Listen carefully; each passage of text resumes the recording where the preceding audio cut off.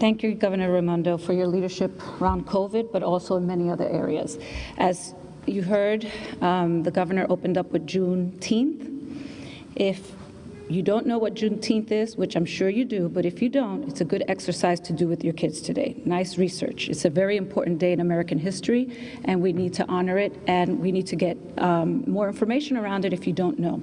And that begs us to do a better job with our history curriculum, and we will be looking at that. So I'm very excited about that.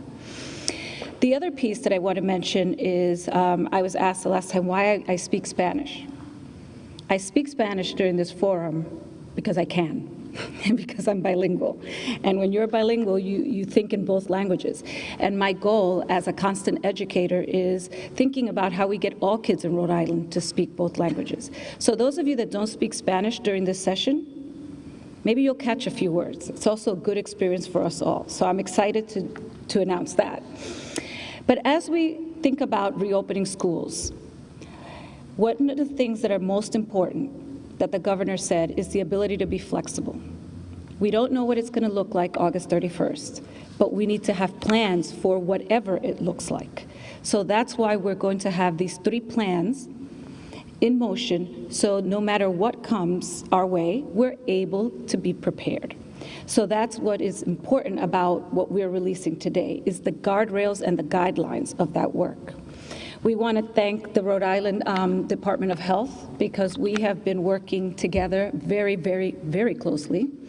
And we are one at this point in terms of how schools open. Important for you to know about the guidance that will be released today is that it's a comprehensive roadmap for planning for these scenarios. It contains detailed sections on class and group size limits, and I'll talk a little bit more about that, classroom layouts, cleaning protocols, face coverings, screening students and staff, school schedules, visitors, busing and transportation, activities like recess and field trips, supporting vulnerable groups, and responding to staff or students who are sick. What we do know is that we're going to have a hybrid model, no matter what. As you've heard the governor, if your child has the sniffles, is not feeling well, they will continue to receive instruction virtually. And we're working regionally to make a lot of this happen, which is important to note. So the LEAs are required to submit a plan that covers each of the 3 specific scenarios. Limited in person, which we've broken that down to 15 students. Partial in person, which with the limit of 30 students within the class, and full in person. We have put a strong emphasis on equity, as you heard the governor, making sure that most our educationally vulnerable learners are a priority in all our planning efforts. Quería traducirle, darle la información en español.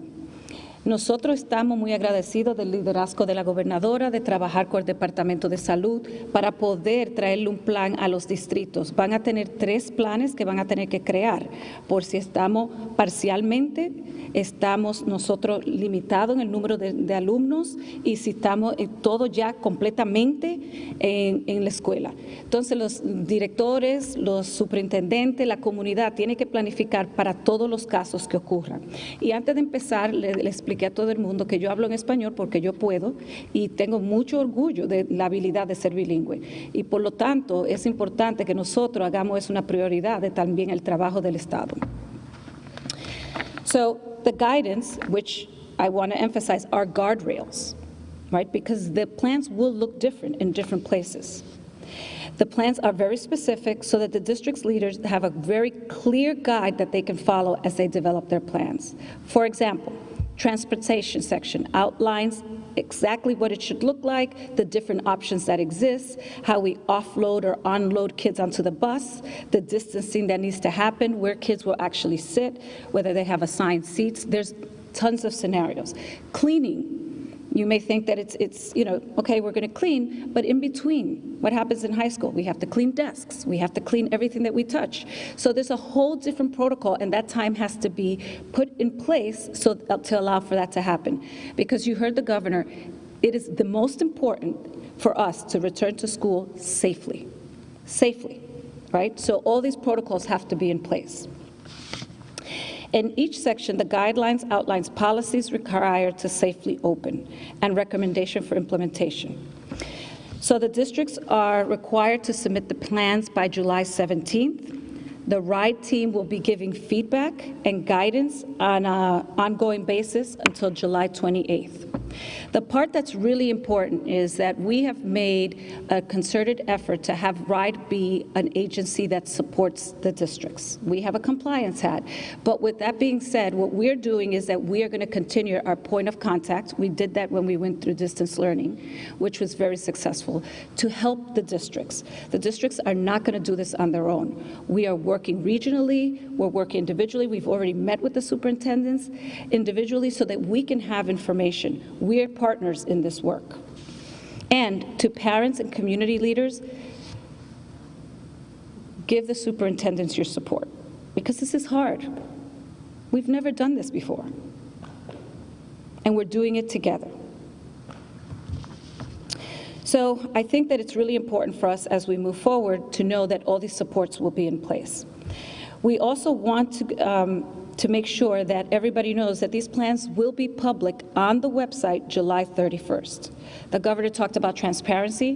We want everyone to know.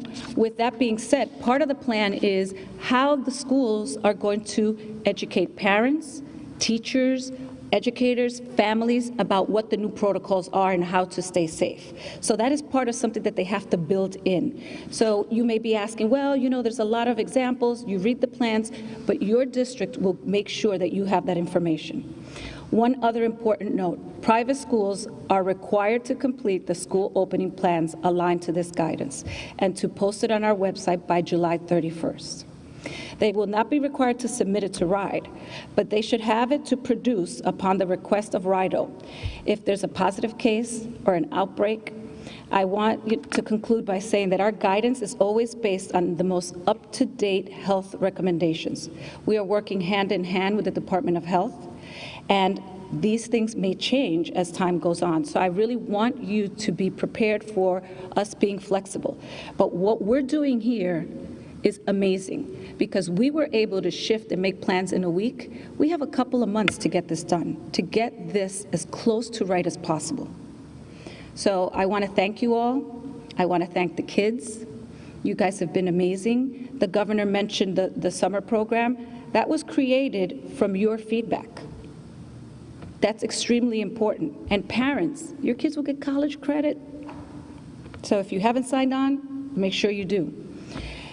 So we're here to be partners, and we will keep you informed as we go on. Nosotros aquí estamos para ser sus compañeros, para asegurarse que los distritos tengan el apoyo. Nosotros vamos a tener personas de nuestro equipo que va a apoyar a los superintendentes, asegurarse que los planes estén accesibles para que todo el mundo lo vea en el Internet, pero también que se preparen para darle información a ustedes. Parte del plan es eso, que tengan información todo el tiempo.